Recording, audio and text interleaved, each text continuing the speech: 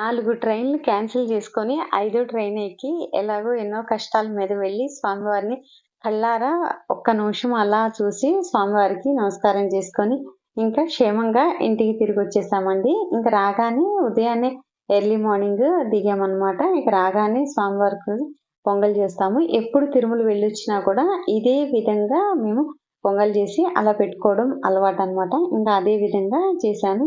అందరూ చాలామంది ఏమనుకుంటారంటే, ఏంటి వీళ్ళు ఎక్కువగా ఇట్లా వెళ్తూ ఉంటారు అంటే, మాకు ఎక్కువగా అట్లా తిరుమల వెళ్ళడం అనేది చాలా ఇష్టము. ఇక్కడ మీకొక తమాషా విషయం చెప్తాను వినండి.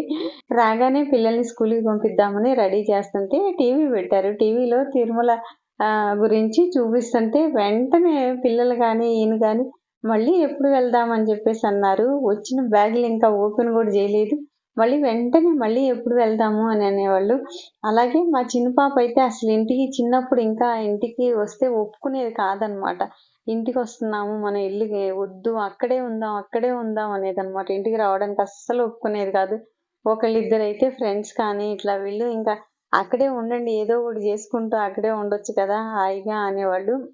మాకు తిరుమలకి ఉన్న అనుబంధం అనేది అటువంటిది. ఎక్కువగా జనరల్‌గా ఏంటంటే మనకి పుట్టింటికి వెళ్ళాలంటే ఎంత ఇష్టమో, ఎంత ప్రేమగా వెళ్తామో, మనకి ఎప్పుడు వెళ్దామా అని ఎలా అనిపిస్తదో, మాకైతే తిరుమల వెళ్ళటం మాత్రం అలాగే అటువంటి ఫీలింగే ఉంటదనమాట. ఆడపిల్లకైతే పుట్టింటికి వెళ్ళాలని ఎలా అనిపిస్తదో, మాకు మాత్రం మా అందరికీ కూడా తిరుమల వెళ్ళడం మాకలా ఉంటది. ఎప్పుడు వెళ్దామా? వచ్చినా కూడా మళ్ళీ ఎప్పుడెళ్దాం అన్నట్టు ఉంటదనమాట మైండ్‌లో. ఇంకా పూజ అది చేసుకున్న తర్వాత ఫ్రెష్‌గా ఒక కాఫీ తాగేసి బ్యాగులైతే సర్దడం మొదలుపెట్టామన్నమాట. ఇవన్నీ కూడా వాషింగ్‌కి వన్ బై వన్ వేస్తూ ఉండాలి కదా!